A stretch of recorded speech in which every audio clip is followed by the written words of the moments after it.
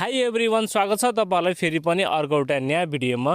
Friends, भिभोले आफ्नो V70 सिरिजको अर्को एउटा नयाँ स्मार्टफोन भिभो V70 FE लाई चाहिँ इन्डियामा लन्च गरिसकेको छ र हाम्रो नेपालको बारेमा कुरानु पर्दा अहिलेसम्म चाहिँ भिभोले हाम्रो नेपालमा आफ्नो V70 सिरिजलाई लन्च गरेको छैन। सो मलाई जहाँसम्म लाग्छ भिभो V70 सिरिजका फोनहरुको साथमा नेपालमा आउनेछ।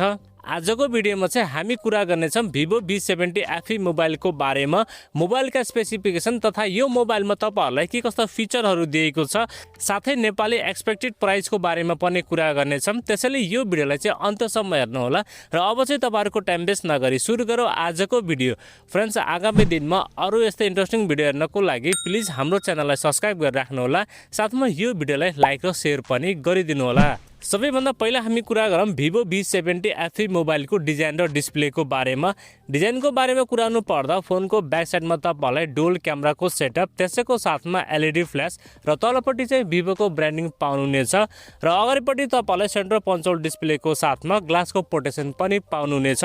बिल्ड क्वालिटीको बारेमा कुरानु पर्दा ओभरअल यो मोबाइल प्लास्टिक बिल्डको साथमा लन्च भएको छ र मोबाइलको फ्रेम पनि प्लास्टिकको रहेको छ। साथमा तपाईलाई यो मोबाइलमा IP68 र 69 को रेटिङ पनि पाउनुहुनेछ, यानी कि यो मोबाइल कम्प्लिटली वाटरप्रुफ हुनेवाला छ। ओभरअलमा डिजाइन र बिल्ड क्वालिटीको बारेमा कुरानु पर्दा नो डाउट मोबाइलको डिजाइन चाहिँ एकदमै राम्रो रहेको छ। त्यसैगरी डिस्प्लेको बारेमा कुरानु पर्दा तपाईलाई यो मोबाइलमा 6.83 इन्चको 1.5K AMOLED डिस्प्ले दिएको छ। साथमा तपाईलाई यो डिस्प्लेमा 120 हर्ट्ज को फास्ट रिफ्रेश रेट पनि दिएको छ। अनि ब्राइटनेसको बारेमा कुरानु पर्दा तपाईलाई यो डिस्प्लेमा 1900 निट्स को हाई HBM ब्राइटनेस दिएको छ। इन्डोर र आउटडोर युजको लागि तपाईलाई यो डिस्प्लेमा चाहिँ कुनै पनि प्रब्लम आउने छैन। साथमा कन्टेन्ट वाचिङको लागि तपाईलाई यो डिस्प्लेमा HDR10 प्लस को सपोर्ट पनि दिएको छ।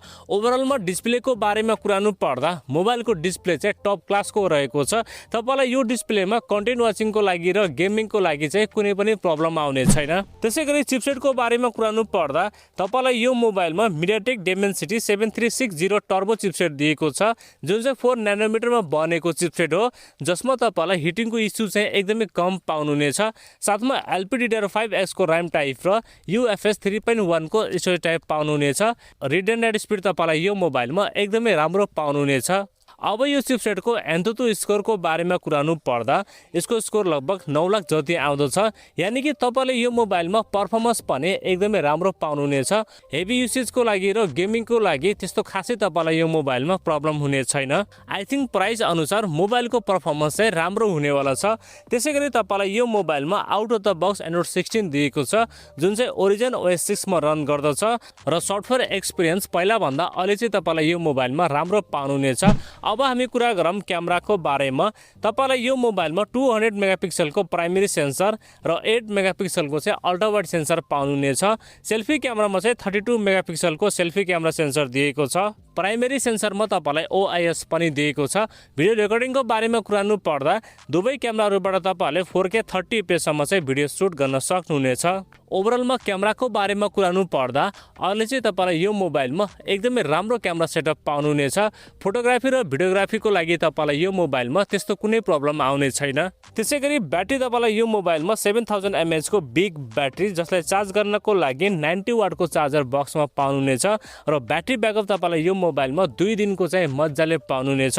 साथमा बाइपास चार्जिङको सुविधा पनि पाउनुहुनेछ। प्राइभेसी सेन्सरहरुको बारेमा कुरानु पर्दा तपाईलाई यो मोबाइलमा under display fingerprint scanner, face unlock, चार्जिङको लागि टाइप सी पोर्ट, साथमा ड्युल स्टेरियो स्पिकर पाउनुहुनेछ, जसको क्वालिटी चाहिँ एकदमै राम्रो हुनेवाला छ। बाँकी सबै बेसिक सेन्सरहरु तपाईलाई यो मोबाइलमा दिएको छ। सेन्सरको मामलामा तपाईलाई यो मोबाइलमा त्यस्तो कुनै प्रब्लम आउने छैन। अब हामी कुरा गरौँ भिभो V70 FE मोबाइलको नेपाली एक्सपेक्ट प्राइसको बारेमा। यसको 8+ 128GB इन्डियामा 37949 मा लन्च भएको छ र यो प्राइसलाई नेपालीमा कन्भर्ट गर्नु पर्दा लगभग 65000 जति पर्न जान्छ। यदि यो मोबाइल हाम्रो नेपालमा 65-66 हजार को रेन्जमा आउँछ भने फोन चाहिँ एकदमै बबाल रहेको छ। स्पेशली तपाईलाई यो मोबाइलमा क्यामेरा सेटअप र परफर्मेन्स एकदमै राम्रो पाउनुहुनेछ। अब लन्च डेटको बारेमा कुरानु पर्दा फ्रेन्ड्स अहिले चाहिँ हामीलाई यो मोबाइलको कुनै पनि अपडेट मिलेको छैन। यदि अपडेट मिल्यो भने हामी तपाईहरुको लागि यो मोबाइलको डेडिकेटेड भिडियो बनाएर आफ्नो च्यानलमा अपलोड गर्नेछौँ। त्यसको लागि प्लिज हाम्रो च्यानललाई सब्स्क्राइब गरेर राख्नु होला। ल त साथीहरु यति नै थियो आजको भिडियो तपाईलाई कस्तो लाग्यो? भिडियो मन परेमा एउटा लाइक पनि गरिदिनु होला। यदि नयाँ साथीभाइहरुले हाम्रो च्यानललाई पहिलोपटक हेर्दै हुनुहुन्छ भने प्लिज हाम्रो च्यानललाई सब्स्क्राइब गरेर राख्नु होला। अर्को भिडियोमा भेट्ने बाचा गर्दै आजलाई बिदा लिन्छु। हवस्, धन्यवाद। जय नेपाल।